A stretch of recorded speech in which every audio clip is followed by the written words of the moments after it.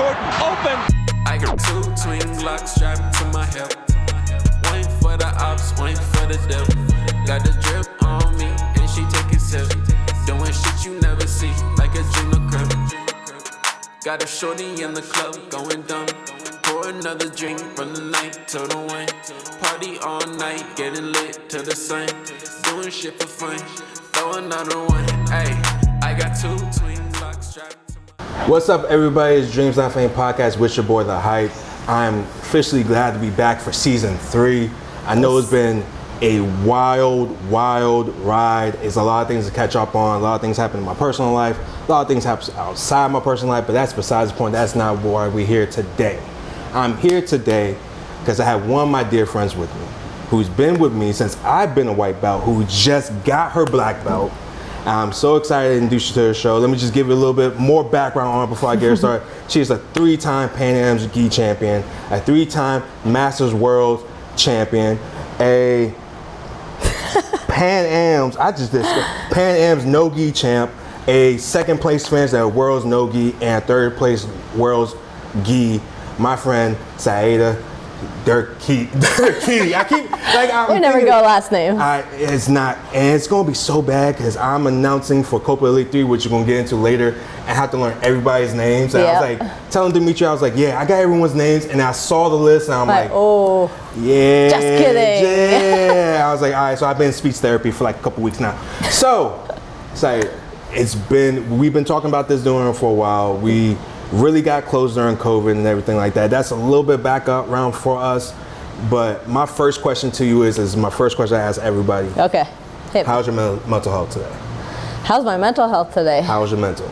Today's good, man. It snowed a bunch this week. I didn't have to train quite as much. I mean, everybody likes chilled a little bit. Everybody likes a cheat day. Everybody likes to say no one wants to go to the gym, but everybody wants to go to the gym. But yeah, a snow day is helpful for the mental health. Nah, I get it. Like, mental is a big thing, especially when I bring people on, because every time I bring people on, no one ever checks the mental at the door. Yeah, it's no, like, that's good. How are you feeling today? Like, how's your mental health, Will? It's crazy. It's been a day. It's been a day. For the day, actually, it's still crazy.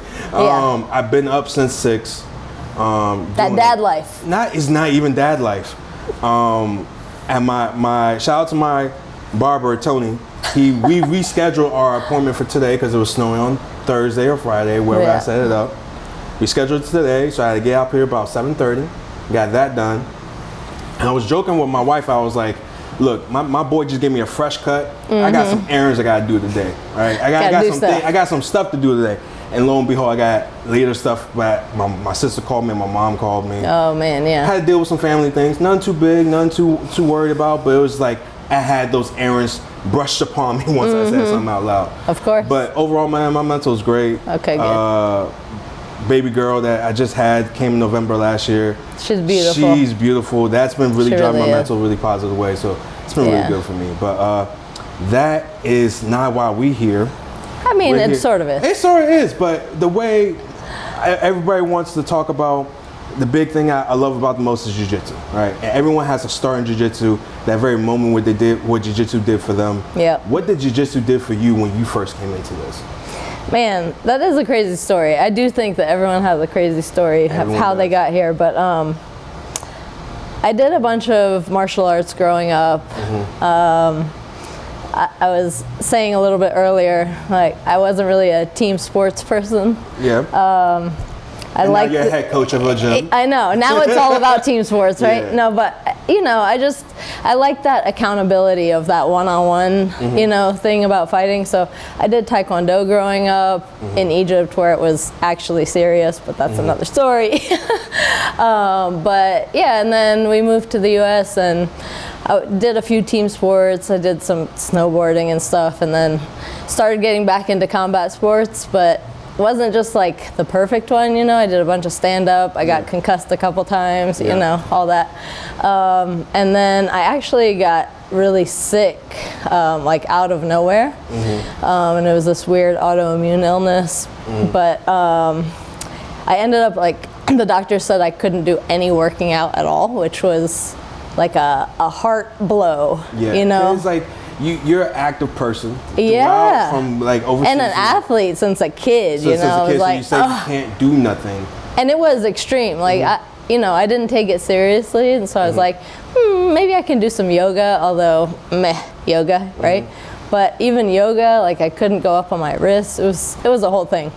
But then I got into capoeira, which for people that don't know is another Brazilian martial art, but it's based off of dance moves. It came from slavery when people weren't allowed to learn how to fight. So they kind of mimicked fighting but made it into a dance. But I was like, okay, well, there's no contact, so maybe I'll be able to do it.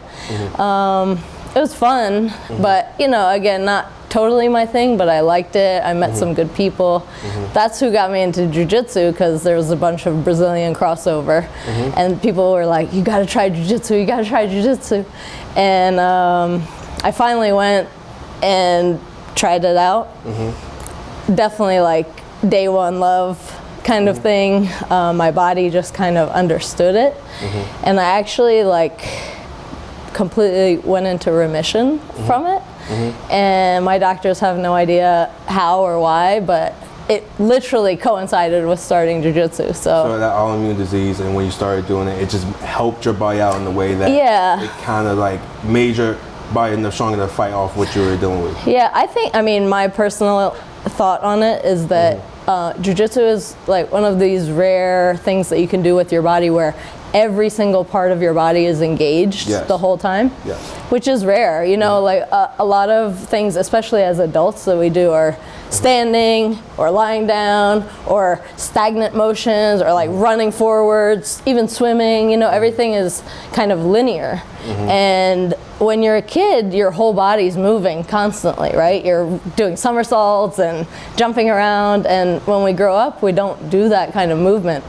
So our bodies kind of, start easing out of that and tensing up into weird positions. And I think a lot of issues happen from that. So that's my personal, I'm not a doctor, but I think that, using your entire body constantly really does change how your body works. Gotcha. So how did you get from that standpoint of not being able to use your body at all, and now I just list off all of your accomplishments, and how did you get to that point? Like, so I know everyone starts out, I'm just doing it, lose weight, get in shape, feel good, all that. That's my same kind of story as well. But then what made you turn into the competitor that you are? Like, what made you have that drive? Yeah, well, I mean, that part was like from childhood. I've been super competitive since I was a kid. I come from a family of competitive people. Like my mom can make solitaire a competition, seriously.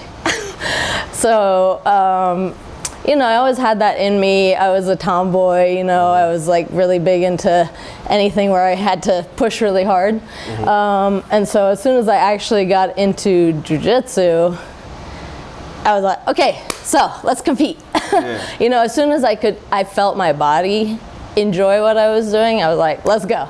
Gotcha. So it was pretty soon after that I started competing, and it was more just, I say, I wanted to have fun and try it, but I was trying to win that first tournament. Yeah, everyone does. Let's go. And I mean, I think everyone's first tournament, my first tournament, I crashed out. It was like at 250 when I wasn't really had that much weight, but it was like 3 months in. Everyone's like, just go compete. Just go do it. Try it. Like, they're trying to set you. We're terrible for failure, but in the nicest way possible. It's true. It's true. That's jiu-jitsu. Like, jiu-jitsu lets you learn multiple times over, so you know not to do that move or that situation. How to be more prepared, how to be this, that, and third. I'm really big on, at least having people go try it. Like, not everybody wants to compete, not everybody wants to be a competitor, not everybody has that drive in them. But testing it out is really necessary. Like, you do this thing and you're in a combat sport where you can't actually train every day, because you're not, when you're sparring standing up, you can't fully spar every day. You can't get punched in the face every day. You can't get kicked in the head every day, right? But you can literally do jiu-jitsu every day. You can wrestle, you can tap out, you can tap other people, and you can do that consistently. So having that push to test it in a different way, and not just like an open mat where you're going against other people that you might train with every day, but in that environment where, you know, you have the adrenaline spikes, you have, you know, all the sounds around you, you have, it's totally different than just training.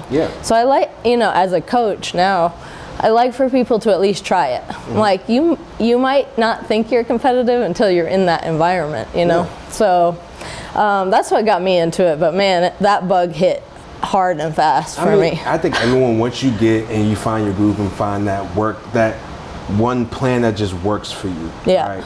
Like for me personally, it was like, all right, how do I mix in lifting weights and doing jiu-jitsu, or mixing cardio and making sure that goes with my jiu-jitsu. So when it clicked for you, what was it for you? That was it just like you try something different that it's like, all right, now this works for me. This is getting my mental state ready to wrap all these up.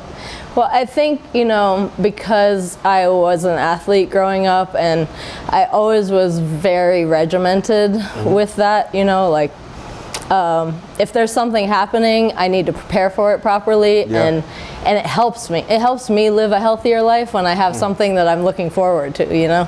So I think I probably could just train and just train, but it's harder. It's harder. Like that, being able to compete and having something to look forward to or something to work towards, that pushes all the rest, you know? And I think it makes you a healthier person overall. No, I get that. I do, at least. So, in your opinion, what was the hardest one out of listening with all the accomplishments you did? Like everyone has that journey or that build up to that event for PanAms or Worlds or whatever. What do you think, in your opinion, was the hardest one to achieve?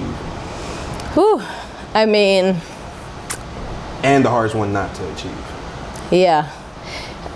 You know, I started fighting black belts when I was a blue belt. Smart thing to do. Which is, just go all out, right? Just go all out. So actually, I feel like some of the local tournaments that I was doing back then were ultimately harder, just because, you know, those bigger ones, you're just going against people at your belt level. And some local ones, you know, you're a blue belt competing against black belts.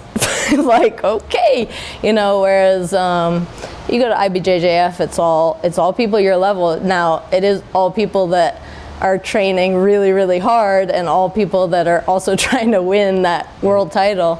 But at the same time, it's like, okay, I know what I'm in for at those. Whereas you can go to some of these local tournaments and be like, yo, this dude or girl trains in a basement. I've never heard of them, but they will kick your ass. It's the unknown. Like I remember, I say this story all the time. Like my uncle came to one of my tournaments. He was like, I couldn't tell who was a more badass person just by looking. Exactly. Because you're like, you see some of the other people and you're like, oh, he's going to get squashed, but he runs through the entire division, or a bigger guy, and you see him actually dominate. So I think having that.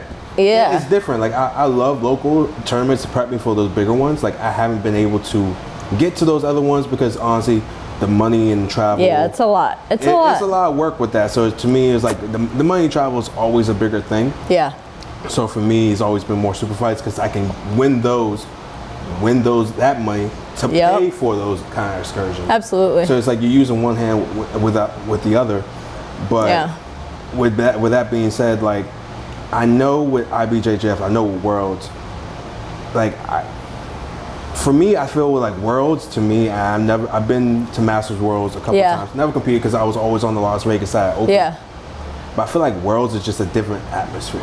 It's a different vibe, man. I mean, any of the majors that you go to, it's definitely like you can feel the tension. You can feel that, you know, that goal that every single person there has, you know, and you're not special anymore. Like on a local scene, you might be special. People might know who you are. People might follow you. People might, you know, aspire to be like you.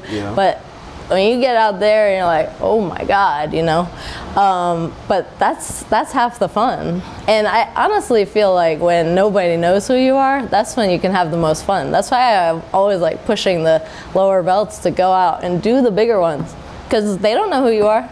They're not stressed about you, and then you can go in and show them what you got, you know? Yeah, like I think as a white belt, blue belt, progressing upwards, I think it's always nice to go compete. I compete all the time during that stage. I think purple belt has been really like an 18-month span into I'm actually about to be purple belt for 3 years now. That's a whole nother story. We'll have to talk about that. Okay, keep going. But for me, it's like I had 18 months strand like of just competing. Yeah. Do you feel like when you compete, you have a stretch that you're like, all right, I'm gonna just do this solid for 6 months, take 3 months off? Like for you, what's your competing schedule you want to have? Yeah, that's tough, man. I always envision having this like solid amount of time between tournaments, but I think, when I'm training consistently at Master Lloyd's and he has like prep for Worlds or prep for PANs, that's different. You know what I mean? That's like a whole different vibe. You have people coming in from Brazil, you have people coming from other parts of the country just for that camp, and it will break your soul. It will break your body. Stories I've heard when you went on your Master Worlds runs and you're like, I'm going to Lloyd's. Yeah. I heard Mo going the same thing. He's like, yo, they throw you through the wall. It will break you. But that's the thing is, like, if you go through that and that's a proper camp, by the time you get to the matches, you're like, this is nothing. This is like the fun part. This is the easy part. And it really is. I know people say that, but it really is. If you have the proper preparation and the proper camp and the proper, your body is never gonna feel good. No. Trust me. No. Never. You're never gonna be 100% healthy. Never. You're never gonna be sore. Yeah, we're breaking our bodies down on a daily basis. You'll feel the strain in your legs. You'll feel the strain in your fingers. Yep. Like, and I'm saying that in a good way. In a good way, exactly, man. But it's something wrong with us. It's something wrong with us because it's like with jiu-jitsu, especially like as you're progress with this, and especially with those camps, you know what the other side, the better you came out of the other side of those camps, right? Has that fully prepared you? Because this is your first black belt match, right? Coming up for Copa, and big shout out to Copa. Big shout out to Copa Elite, ones who are sponsoring this podcast for this upcoming series as well. Shout out to Dimitri, shout out to the whole team over there. We definitely appreciate y'all help for this. You guys will also see me there as well, but so sorry we're interjecting back and forth with that, but I had to give a quick shout out to them because I know Dimitri's gonna be on mine. It's like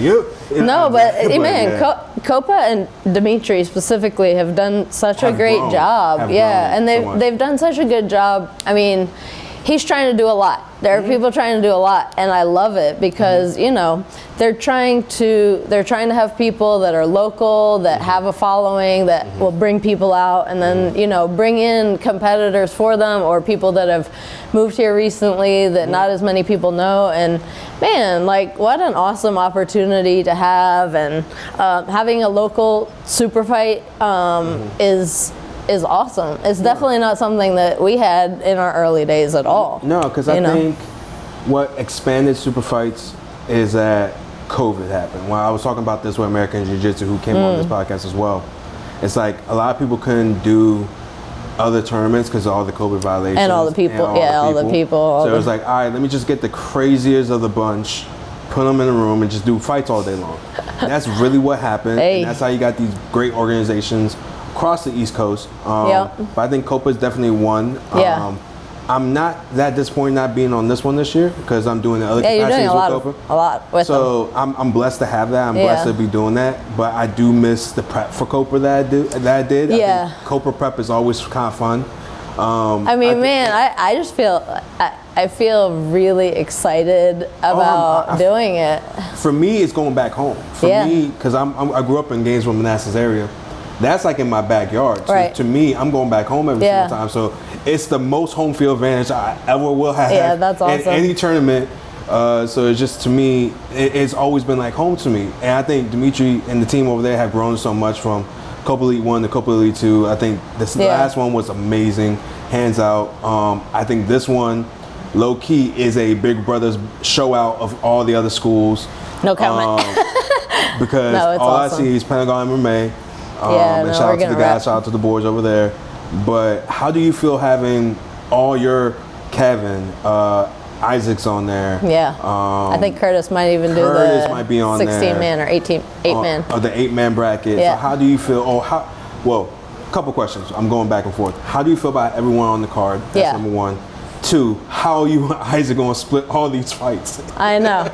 Yeah. Well, I've been wanting to have a card where, you know, Kevin and Curtis have been training with us since you guys were all white belts. We all white belts together, yeah. And they have always been on the line with me for a couple months, and then I jump, and then they come back. You know, it's been like that. They're my brothers, right? So, like, having us all together is huge, and they're coaching now too, like you. So, you know, like, all of the students want to show up. You know, we'll definitely show out for it, but I think it's weird to prep for a super fight when other people on your team are prepping for one, because you know, you want, as a coach, I want to make sure everybody's good, everybody got what they need, but I'm trying to prep for my own thing too. Yeah.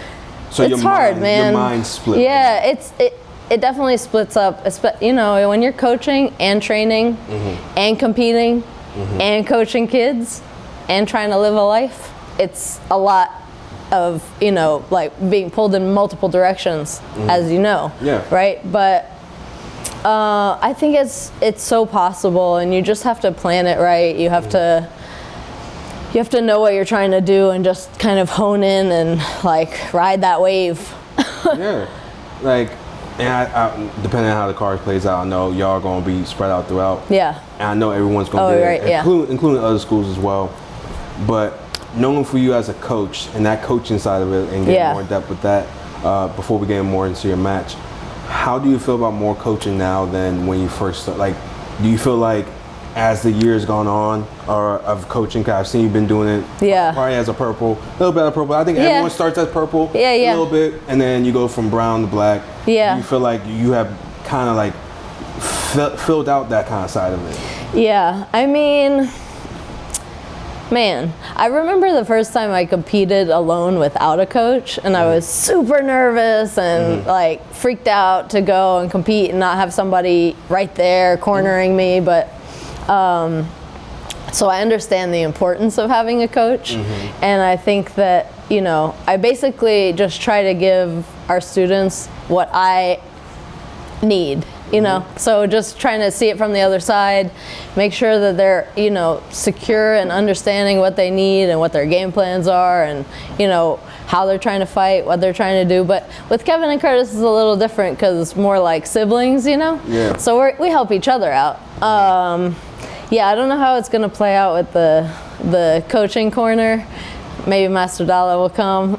We'll see. I mean, I'm the only one. Like, I ain't gonna hold you. I'm the only one that got him to pull out. Like, they the story behind how he got into my fight, I learned this later on. It's like Scott and the other black belts from all the other big brother schools. Yeah. Were telling him, I was like, no, go. Like, cause they had Mo about to coach me, and he was like, nah, you go. And then that's how he got on the sidelines with me. And by the time I get on stage, I already knew in the back pocket. I'm just like, Dalla here? And Dimitri always mad that he's like, hey, big brothers, you guys can't have multiple coaches out there. 4 or 5 coaches, let's be honest. Like, we got a whole corner. We have a whole corner of just like random people coming up. It's like whispering down like, yo, you got something this. One person. It's hilarious each time. It's good. So I'm going to be on the sideline just looking at who's going to be coaching. I know. Making sure I keep my mouth shut. I'm probably going to be saying stuff. Well, that's the cool thing is like at a super fight when everybody's watching one fight. Yeah. You know, I have little kids that I coach. And that really is amazing. Yeah, I love that. The Salisbury Center, shout out to y'all. That meetings are amazing. Yeah, I love it. I know they do multiple other shows in there too, but having us allowed to do jiu-jitsu there. Yeah. And having the kids be able to be there, even though, you know, a bunch of people getting drunk too. Oh, a bunch of people getting drunk too. I actually had like 1 or 2 kids, parents come up to me. It's so fun. And actually like, hey, we want to take pictures because the kids were like, oh. I was like, what to do with this? I love it. And it's cute because it's like, all right, they get to see one do jiu-jitsu, they get to start in jiu-jitsu. Man. And I mean, imagine if you're a kid and, you know, you have this coach that is coaching you every day, but then you get to see them in that setting. Yeah. Yo. And it's like, idol status. Yeah. They're like, oh my God. It's so cool. Yeah. I love it, man. I love it. Like the coaching of the kids is crazy. Is Questions on the card this year? He's not on the card this year, but we're getting him back. I remember he was on the last one. Oof, that kid. How do you feel about your black belt match? Because this is your first one since you got promoted, correct? Yep. So yeah. Yeah. No. Yeah. Is it? It is the first super fight. It's my first black belt super fight. And again, like I said, I think what is big about it is because it's, a gi super fight. Like no-gi, I've been fighting different levels for a long time, but man, and having that pulling no-gi fights. Yeah. So no-gi's getting more. Yeah, because it's a mix of a lot of people too, and a lot of super fights are just no-gi, right? Yeah. But having the opportunity to do a gi super fight as my first black belt, man, I'm super excited about that. I know that she's super good. She's been a black belt, I think, as long as Isaac's been a black belt. Okay. So that's that's a lot to work towards. And man, I'm really happy that she agreed to the match. I love that, I don't think she's been in the area that long. Okay. So I hope it gets her a lot of exposure too, just being in this area. I know she was like a Brazilian national champion, at least once, multiple times maybe. But yeah, man, I'm excited. I hope we put on a great show and represent the women in the area. Now with the women's stuff, because I know you're a big proponent of that. Like, has your influence? Because you also know GingjaNinja, and you've been helping out a lot of other women in jiu-jitsu as well. Has it been like a great, like, how's your experience been with jiu-jitsu as a female? Like, how you've seen it grown to different lengths than it was when you first started? It's grown so much, man. It's grown so much. And, I mean, here's the thing. I think I'm a little bit controversial with the, like, women in jiu-jitsu thing, because I think a lot of places have, like, these women-only things, or women-only camps, or women-only seminars, or women-only open mats, whatever it is. And I totally understand the reasoning for that, especially when you're trying to bring new women in that might not be comfortable or might not understand the dynamics. I've always trained with men. I've never had a problem with it, but I also grew up training with guys as a little kid, But I understand the context of that. So I think that it's really helpful. Those kinds of things have helped it grow to get women in, right? But man, like, the reason that I don't have a women's only class is because I never want the women that train with us to feel like I'm only supposed to go train with women. You know what I mean? I want them to train with everybody, and I want the men to be responsible and train with all the women. Like, it's a two-sided thing, right? Yeah. So if I just had a women's only class, I feel like a lot of women would only go to that. And that takes away from their training, honestly. And it takes away from the men understanding how to train with women also, which is different. Yo, girls are tough out here. little small women are trying to eat. Yeah, they're tough. And we have a huge women's team right now. Some of our classes, we have more women than men. And it's not just me. Like, Isaac's always had a bunch of girls that train with him, and it's crazy because he's this big, huge dude, and he has all these tiny little women that train with him. But it's because he is that type of person that, like, makes people feel safe and secure and, like, understood and comfortable, and when you have an environment like that, just period, then everybody should feel comfortable training together. And once you have that, you don't need that isolation. Once in a while it's fun. Once in a while, you just want to train with people that are your size, so you have open mats for dudes your size. Well, I mean, that too. I mean, like, if I'm, like, really hunting for, like, hey, I got a competition coming up. Yeah, you're prepping. Coming in here, like, 2:30. Like, I can understand you calling out for certain people. Like, absolutely. If you're around this weight, I need you because I need to move this way. Yeah. I completely understand the other side. I have a group of, Maya and Jen and I, shout out to Maya and Jen. The three of us, we're all close to the same size. We're now all three black belts. Yeah. We all train in different areas, but then we come together and train specifically for that. Like, hey, I need somebody my size, my skill to just hone in on those little techniques. Because everything is different when, like, it's different when you have a guy 20 pounds heavier than you, or a guy that has 20 pounds lighter than you. Same with females as well. So you need that work and you need that edge. And I completely understand having that for females. I know big brothers. I know, shout out to Dominion. Shout out Gotta do big brothers, big sisters. Big sisters and all that stuff. Because like I know they held women's only open mats. I know they do big women open gatherings and stuff like that. Yeah, and that's important. It's important. Because like I think that's representation matters. I think that what also has helped women come to the sports, like being social media influencers a little bit. Yep. And I get that. I understand that because like you're making it safe for everyone. As long as the sport grows, it's going to be great. Yeah. I do believe that women are more, not even dominant, but it's just like more. They're more technical from the get-go. They're more technical from the get-go because they got to deal with a guy named Billy that's 180 pounds. Like, exactly. They're like, I have to rely on technique right from the beginning. You have to learn how to do that. So watching female matches to me is never boring because they can rip each other's heads off. Likewise with guys are more stalling. I admit this because guys are more fearful of losing that position, losing that battle. And I get that because you want to win that match. I've seen females just like, I'm just going to do a flying triangle, it ain't going to work. Yeah. And it works. So it's just like, I completely understand about that. But I think what has come up a lot recently for me is, you know, when Isaac's not there, or, you know, I teach a bunch of the classes myself. And realizing that, like, it never affects who shows up. Like, man, I could have a room full of men and I'm coaching and it's exactly the same, you know? It's the same amount of respect. Yeah, and I think that's what's changed a lot in the sport. Like, I think before, the women that were there, you know, if you did a seminar and it was a female, I think a lot of people just assumed it was only for women, or only the women would show up, which I thought was so weird. I was like, man, she's like a 3-time world champion. Why aren't you showing up? It's the same technique. This is crazy. We use it for this, so why you just, because what teacher it is. So I think that's changed a lot. I've seen the evolution with that, and I love it.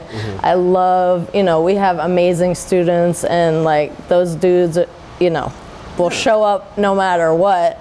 And those women will show up no matter what. And man, like having that supportive team environment and have people that really want to learn and just really want to be there it's beautiful. I love it. I get it, because like on the flip side of that, like everybody, to me, representation matters regardless of how you see it. Like regardless if, like, for women in jiu-jitsu, for other people with different nationalities in jiu-jitsu, you want to feel comfortable with that.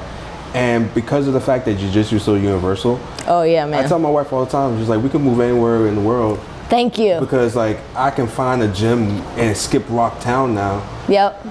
But prior to when I was a white belt, like to me, how it grew in the DMV is amazing. I think DMV is one of the hubs.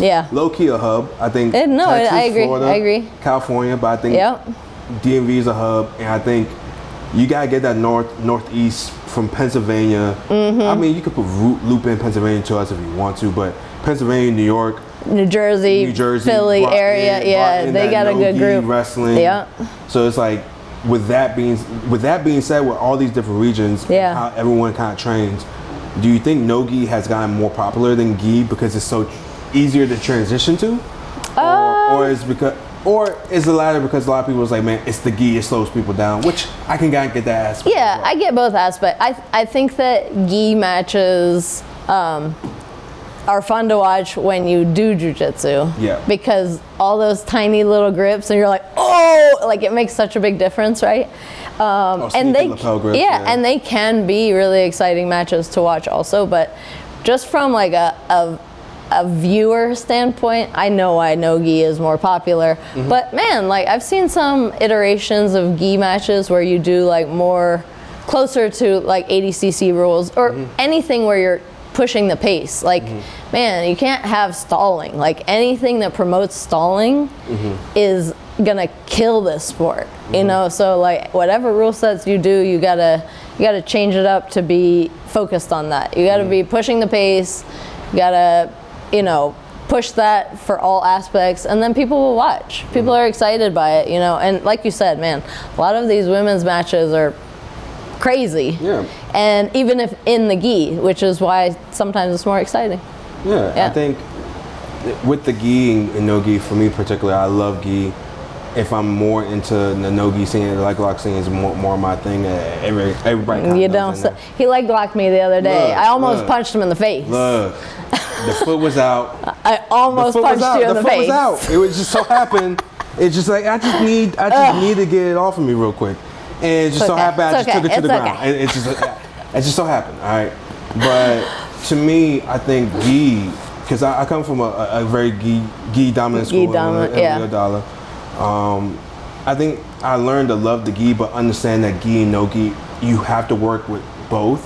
Yeah, understand I agree entirely, because I think using your body in no-gi will help you not burn your grips in gi. You know what's crazy is I feel like a lot of people ask like, oh, do you prefer gi or no-gi? And I always feel like if I'm prepping for a gi match, I want to do no-gi. If I'm prepping for a no-gi match, I want to do gi, which is super weird. And it's not even the burnout of the training. It's like somehow my brain switches and I'm watching more of the other one. I don't know what's up with that, but I do tend to train in the other one when I'm prepping for one, and I actually think it helps. You know what's so funny is that, because you was like, I watch more of the other one, I never really started watching jiu-jitsu till COVID. I couldn't tell you nobody in the game. I understand that. I totally get that. It was, to me, it was like, I was like, I'm seeing jiu-jitsu every single day. I didn't want to go down the wrong. I still don't. Yeah, I'm still every similar. once in a while, you're like, oh, I need to figure something out, and you get YouTube to help that out. But only time I really watch jiu-jitsu now is when I'm really like prepping for my opponent or prepping for stuff like that. But you gotta get used to the hits and all that. For you specifically, I can't even talk today. How do you use jiu-jitsu? I mean, how do you prep for matches? Like, do you try research? Ooh, man. Has a certain thing. I know you ain't trying to give out the secret sauce. No, it's all good, man. It's funny because you know, I definitely, Isaiah's like, I'll never look up my opponents. I don't care. Like, they're gonna fight my game regardless. You know what I mean? Which I totally get. But then, you know, if you're prepping for one person and then there's, you know, an injury and then a new person steps in right at the end, what are you gonna do? Like, you can't change your style. I think it can help to watch them and see what their style is, but you can't base what you're gonna do off of them. You know what I mean? I get it, because I think I look at film more now as movement and what they try to execute more. Yeah. Than like, I'm just like, oh man, I have to watch everything he does. I need to know everything he does. Right. I'm like, if you really been deep in jiu-jitsu, you don't really need to watch everything. You just need to watch. If you see a trend in all 3 videos you're watching, if he plays half guard, cool. Yep. That's fine. fine. You can adjust to that, I guess. But I've had those instances where I'm prepping for a guy. It's going to be a decent match, and then lo and behold, it switches. It switches to a leg lock guy. Yeah. And what are you gonna do? Like, what I'm gonna do? And then I realized I didn't know nothing about legs. And that's the only problem. Like, it's like I wasn't fully prepared, because I expected my opponent not to know that knowledge. Yeah. Now my opponent knows this additional knowledge that I'm not even prepared for. Yeah. I mean, I definitely think, man, like my game is really varied, and because I do gi and no gi, I do takedowns and I pull guard. You know, and it switches by match. Like, I don't have a consistent thing that is like my opening sequence or whatever.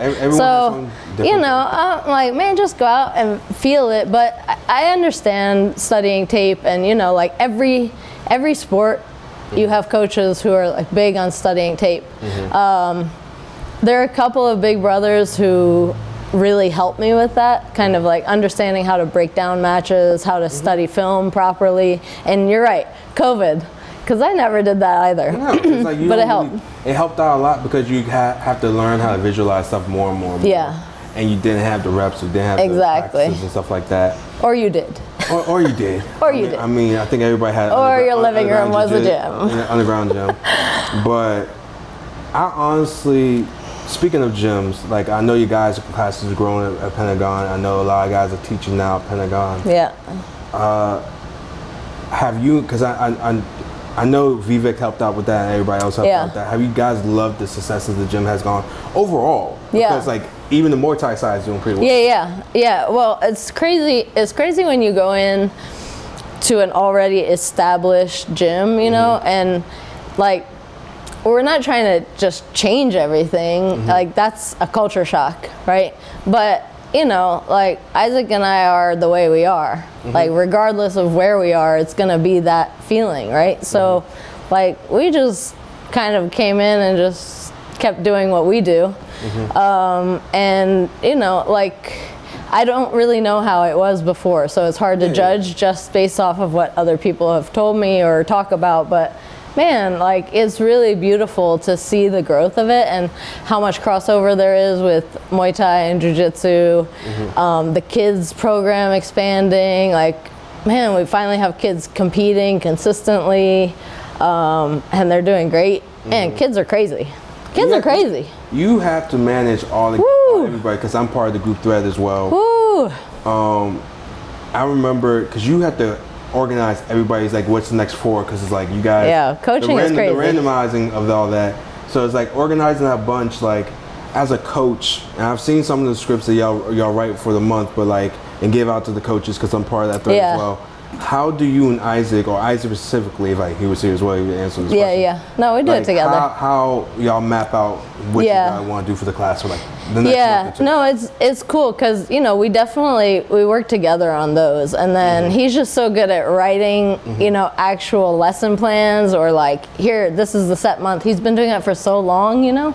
So I just be like, this is what people need to be working on, or sometimes it'll be based off of what I'm seeing at tournaments and people are messing up.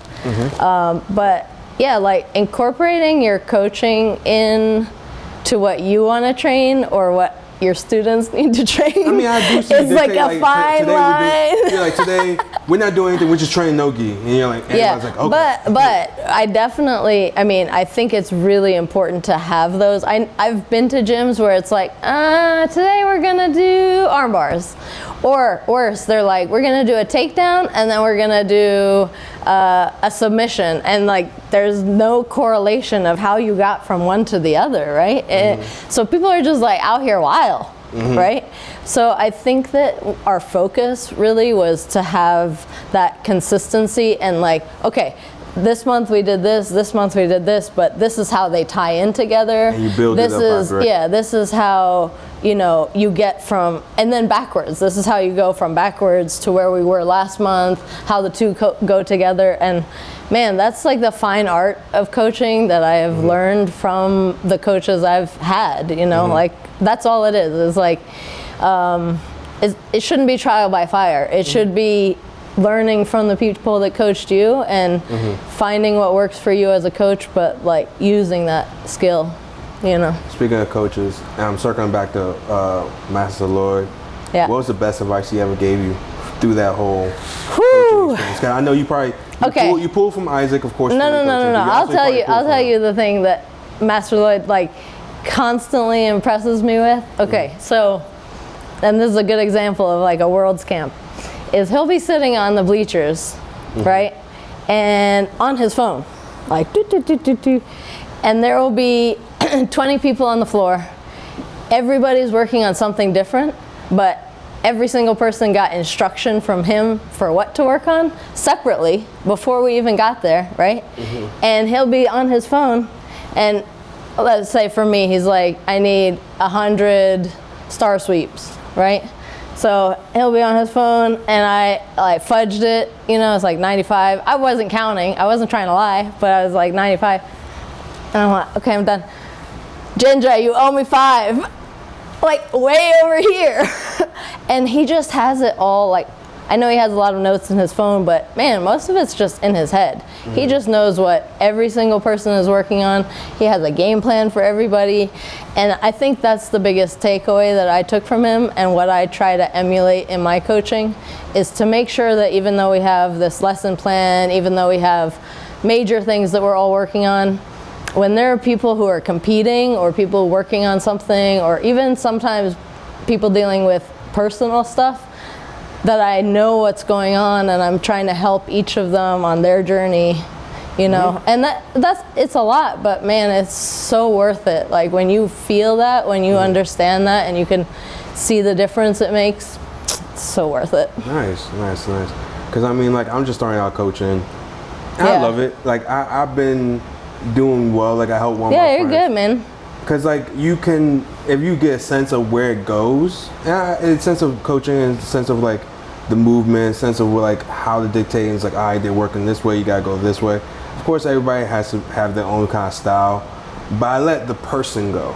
Yeah. Like you have your own path, and you get stuck. Yeah, you can't stop people. Yeah, you can't. You shouldn't stop people. You should. I mean, you know, like Nick's a good example of that. You know, I think it would be really easy when you have somebody who is good at something to be like, okay, I know you're good at that, but you need to do this. And if you're a good coach, you can incorporate that without them feeling like, oh, they're trying to stop me from something I'm good at. No, I'm trying to expand your knowledge somewhere else to bring back into that. You know what I mean? And when you notice it and they notice it, and then they're like, oh, I trust you more. Like, there's a huge trust exercise between students and coaches, right? And it is not an overnight thing at all. And it's not even like a year-long thing. It's a lifelong thing, you know. But the more trust builds up between the two, you know, the change is evident. And that's, I think, what makes a big difference when there's a team that all has that together, and like, man, like no drama, no craziness, just like we're here, we're showing up, we're training, we're working hard, and you know, taking care of each other, like really taking care of each other. No, I get that. I definitely get that, because it's like when you build that relationship, because there's some of the guys on my team that I definitely know that it's like you have to see the puzzle for them, and then they have to see that same puzzle and see where you meant by you gotta go this to cut this way. And it's not always gonna be perfect. Not everyone's the same. Not everyone's the same, but I think what I hate about most of my coaching, or what other coaches do, they get so mad when someone goes when off you course, pivot. When you pivot. But it's not that's what you shouldn't be mad at. You gotta understand if they pivot, and if they right, I was like, all right, cool, we let that slide, keep moving. And then you just like, remember back in mind, this is what I'm about here, we have to split. But I'm like, you have to teach them the groundwork of what you mean, so, and later on they're like, all right, you see it this way, you have to trust in him to go that way, or trust in that coach. And I think, you know, the best advice I got from Isaac for coaching, and I think that would apply to you the most, is like, don't be afraid to just say, I'm not sure. You know, when people are asking you questions constantly, you're like, man, I'm learning too. Like, even though now I'm a black belt, it's not like overnight I suddenly acquired all the knowledge of jiu-jitsu, you know. It's like, hey, I might not know. And being able to just admit that, or saying, I don't know, let's figure it out, let's work on it, let's see what works for you, you know. He's really good about that. He's like, well, that's not how I do it, but it doesn't mean it's wrong. Like, did you accomplish your goal? Did you pass their guard? Okay, then it works. You know what I mean? Like, jiu-jitsu is a very young sport with changes every day. Man, you can come up, you're inventing a new guard. Are you though? But are you really? Are you really? But no, it's for me, I like the show more than I can explain it. Because sometimes I explain it, I have 3 levels. I explain at the very dumb low level, like dirt. Then you get midway through, then you get the high level of what I'm trying to explain. Of like, this is what I mean by connecting this to A and B and C. But then it's like when they have that lost picture in their mind, I was like, no, this is what, let me show you. This is what oh, but you know what, Will? This is, actually, thank you for saying that, because, so, we had a student that just moved to Richmond that is blind, and also like 70% deaf. Like, she wears hearing aids, but you know, when you're rolling, you can't hear nothing. You can't hear anything, right? But she's blind. And man, I think I learned more as a coach working with her than anybody I've ever worked with. You have to be her eyes.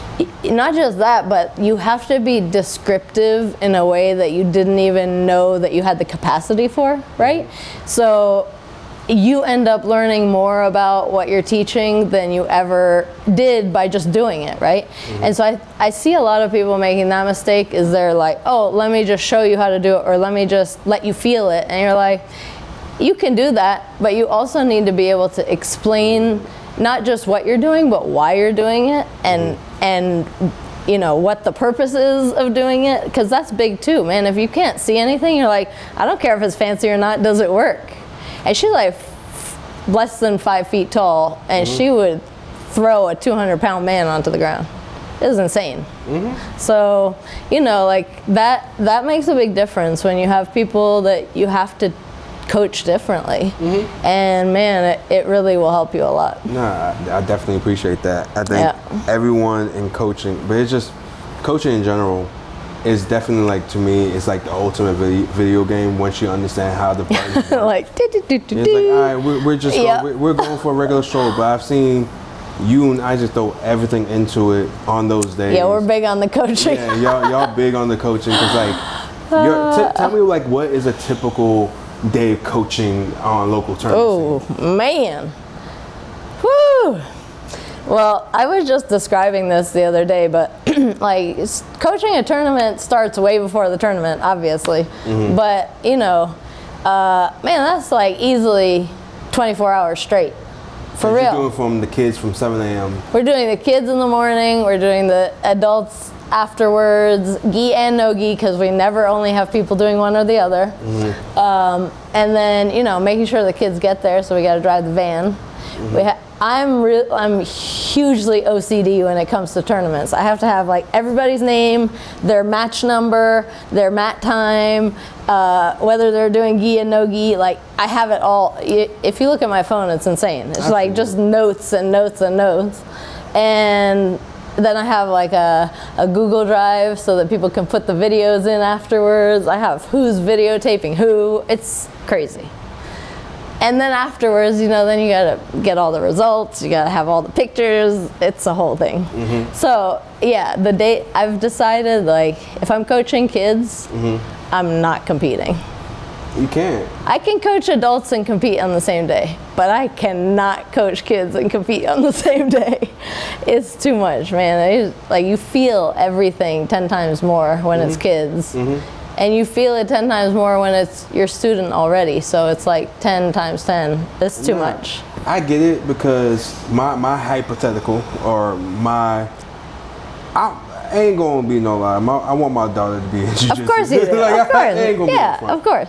But I already knew that when she becomes of age and she wants to do this, like, I already know it's like, you can do with Jiu Jitsu what you want to do with Jiu Jitsu. Like, I'm not gonna be that big pressure. Like, when I eventually get to that level, I'm like, you can do what you want to do with this. Hey, best advice, don't coach her. Oh, I'm not.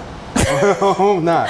Don't coach your own daughter. I'm not. I won't unless she asks. Okay, yeah, that's fair. That's fair. Asks. And or until she asks. Until she asks, and she asks me, it's gonna be like, do you really want this? Or you can, you can do some at home and do something separate. But man, but to me, it's like, if she really wants that coaching, or whenever we get to that stage of that, she's like, you gotta understand what comes with that as well. Yeah. So it's like, you understand that the pressure's not, I'm coming at you as a coach, I'm not coming at you as my That's what's hard, like the separation of church and state. It's like church and state. It's like, yeah, I just dogged you on the mat right now. But I love you. You want some Mickey D's really fast before we get home?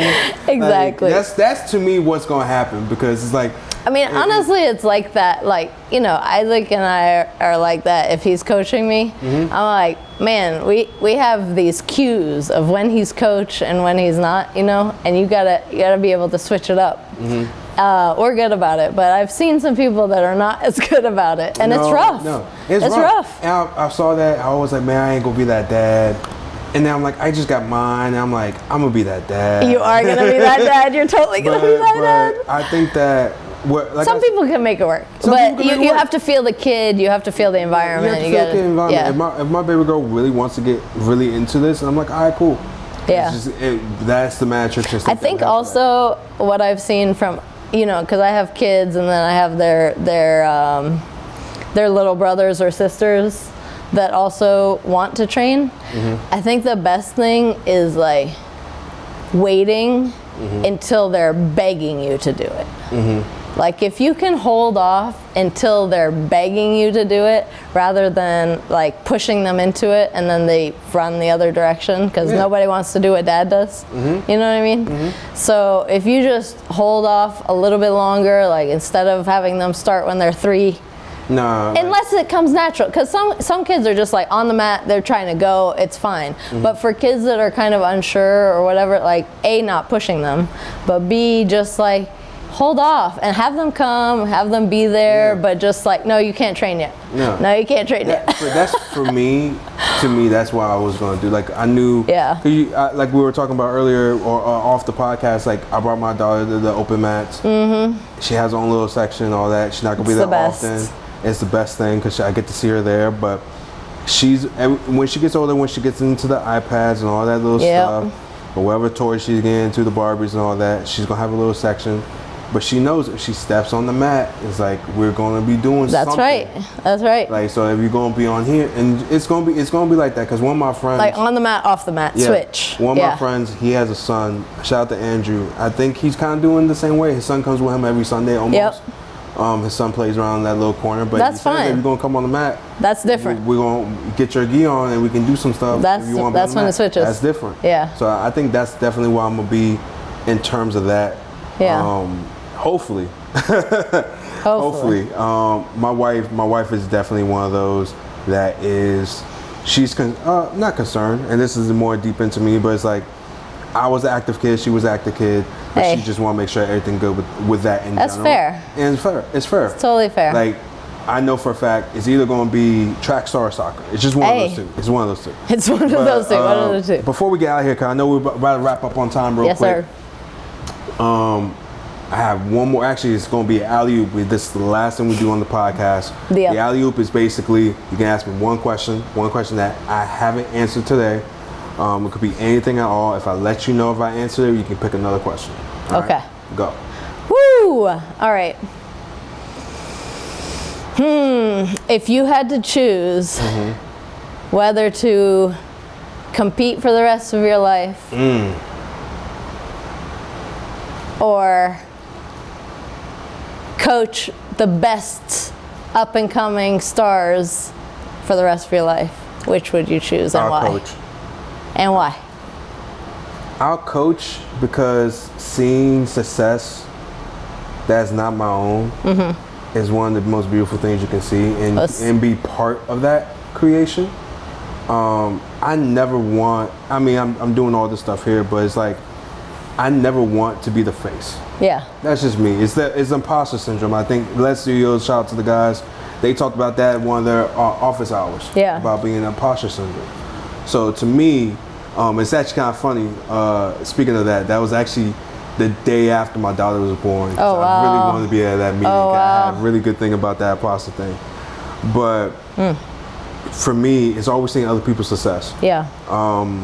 I see that. I think that if I could teach the best jiu-jitsu person in the world, or I could teach the best MMA person, or teach the best whatever, I'm solid. Yeah. Like, I feel like I made... You feel it through them. I feel it through them. Like, I take it as like, for example, Habib's dad. Yeah. Habib's dad didn't do anything in jiu-jitsu, anything all that.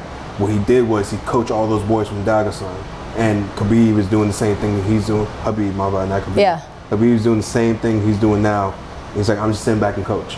And he coaches some of the best athletes. Hey, I mean, yeah, I definitely, I don't think that everybody that's a good competitor is a good coach by far. In fact, I have a whole lot of thoughts on that, right?